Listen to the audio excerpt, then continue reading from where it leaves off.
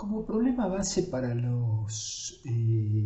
ecuaciones diferenciales de tipo elíptico,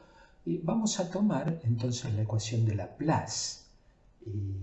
aquí expresada en el primer renglón, y para simplificar vamos a plantear, al menos de entrada, un dominio rectangular con x entre 0 y Lx, y entre 0 y Li, tal como se muestra en el gráfico, y con condiciones de borde de Dirichlet sobre los cuatro bordes. Ya hemos establecido que con estas condiciones entonces el problema está bien planteado. La discretización del problema la vamos a hacer por lo que vamos a llamar un método directo, es decir, directamente el reemplazo de las expresiones diferenciales por expresiones en diferencias finitas, para lo cual en el esquema de abajo mostramos la discretización del dominio en nx intervalos para la dirección x, es decir, nx más 1 nodos, contados desde 0, y ni intervalos en la dirección y. Suponemos, por simplicidad, que los pasos en la dirección x y en la dirección y son uniformes y los llamamos delta x y delta y respectivamente. En el gráfico también se indica la molécula de cálculo, donde se ven entonces los 5 puntos que se utilizan para la discretización, centrados alrededor del nodo IJ. Y es por eso que este es un esquema que se lo denomina esquema de los 5 puntos. Se observa a simple vista que es un esquema centrado en IJ, y en consecuencia no es de extrañar que el orden de precisión sea orden delta x al cuadrado, orden delta y al cuadrado. La imposición de las condiciones de borde resulta trivial. Simplemente los valores en los nodos de borde, es decir, los que caen en los bordes, se fijan de acuerdo a la información provista sobre esos contornos, que como dijimos son todas condiciones de Dirichlet. En la ecuación en diferencias se observa que entonces se produce un acoplamiento entre las 5 incógnitas, que son justamente los valores nodales de la función en los nodos IJ, y luego hacia derecha e izquierda el I más 1 y el I menos 1 en J, y hacia arriba y abajo el IJ menos 1 y el IJ más 1. Bueno, ese acoplamiento nos lleva a que la representación algebraica sea de un sistema de ecuaciones algebraicas lineales, en este caso, ¿no? Porque nuestro problema base es lineal, pero el hecho concreto es que para resolver el problema necesariamente vamos a tener que, digamos, resolverlo en forma acoplada. En este caso en particular nos queda una matriz banda, con lo cual la resolución, el método en principio recomendado es utilizar eliminación de Gauss, en su versión particular para matrices banda. Bueno, no nos tiene que extrañar que aún con la metodología más simple lleguemos a un sistema que está acoplado en ambas direcciones, y que entonces para resolverlo en cualquier punto en realidad es necesario resolverlo en todo el dominio. ¿Por qué no nos debe extrañar? Porque sabemos que los problemas elípticos están asociados a problemas estacionarios, y eso significa que lo que es el valor de la función en cualquier punto interior está de alguna manera en equilibrio con todo el resto, de modo que podríamos decir sabe lo que pasa en todos los bordes. y en consecuencia la única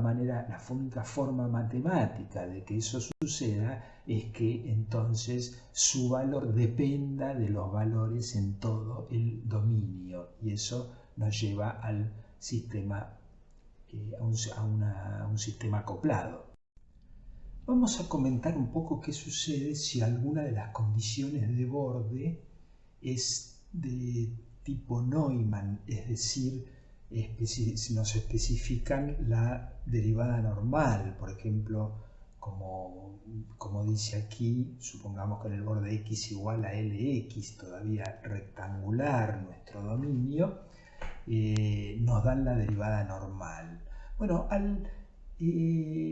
analizar métodos implícitos para ecuaciones parabólicas, nosotros habíamos introducido la noción del nodo fantasma, de modo que acá simplemente lo que hacemos es, digamos, repetir esa metodología y introducir el nodo fantasma nx más 1, o sea, más allá de la frontera, de modo de expresar esta condición de borde en forma centrada y para que sea de orden 2, que era la idea original de introducir el nodo fantasma. Y bueno, recordamos que entonces para cerrar el problema, dado que introducimos en cada fila una incógnita adicional, lo que hacemos es imponer que la ecuación en diferencias también se cumple en el nodo nx para todo j. Y tal como se muestra ahí en el último renglón, y combinando estas dos ecuaciones entonces llegamos a una ecuación que me relaciona el nodo nx y el nx menos 1, y bueno, nos desembarazamos del nodo fantasma y ahí nos queda una expresión de orden 2. Ahora bien, la introducción del nodo fantasma en el contexto de ecuaciones parabólicas y métodos implícitos se había hecho con la idea de no romper la tridiagonalidad del sistema de ecuaciones algebraicas o de la matriz del sistema de ecuaciones algebraicas, porque eso reducía la eficiencia del cálculo. Pero claro, en este problema elíptico, en realidad nuestra matriz de coeficiente no es tridiagonal, sino que es banda. De modo que esto no es un tratamiento que tenga el mismo grado de necesidad. En rigor no es necesario. Podríamos, por ejemplo, discretizar la condición de Neumann con dos nodos en atraso, conservando entonces el orden 2 de la aproximación. La conclusión entonces es que no es un tratamiento que realmente traiga una ventaja operativa cuando trabajamos con un método directo. Quizás a veces se utiliza, digamos, por razones, digamos, estéticas, quizás. Bueno, pero lo que es interesante, bueno, simplemente porque es elegante, eso es lo que estaba diciendo, pero lo que es interesante igual que si, por ejemplo, con otras metodologías, por ejemplo, la metodología del método pseudo-evolucionario que vamos a ver a continuación, entonces ahí, si esa pseudoevolución la hacemos con un método implícito, ahí puede volver a tener sentido introducir la noción del nodo fantasma, por ejemplo, digamos, recurriendo a métodos de direcciones alternadas o de desdoblamiento, donde entonces sí podríamos tener matrices tridiagonales, y este tratamiento evitaría romper con esa estructura. Resulta interesante poner en evidencia una propiedad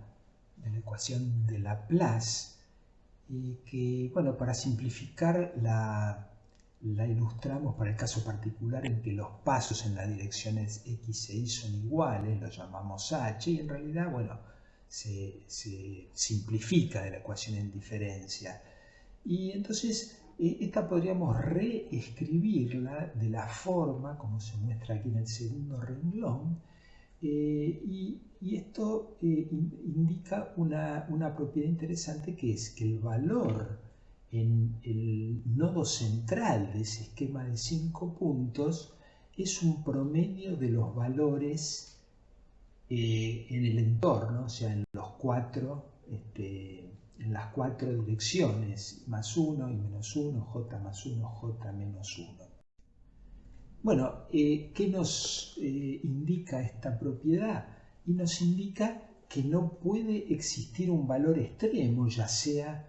un máximo o un mínimo local, en el interior del dominio, sino que los valores máximos o mínimos necesariamente se van a dar sobre los bordes. Obviamente esta propiedad se da solo para la ecuación de Laplace. Esto podría cambiar, o sea, no sería así si introdujéramos algún término fuente, o sea, del lado derecho, por ejemplo, de la ecuación, ¿cierto? Entonces ahí sí, en función de la distribución de fuentes, podrían existir máximos o mínimos locales, pero no con la ecuación de Laplace. Bueno, esta propiedad también es interesante, por ejemplo,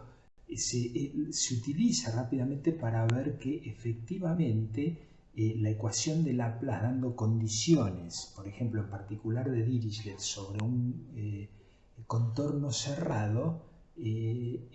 da una solución única, algo que hemos expresado sin demostración, pero para este caso particular es muy simple, porque, bueno, supongamos que existieran dos soluciones, entonces las dos cumplen con la ecuación de Laplace y con las condiciones de borde. Entonces su diferencia también cumple con la ecuación de Laplace, y las condiciones de borde me van a dar,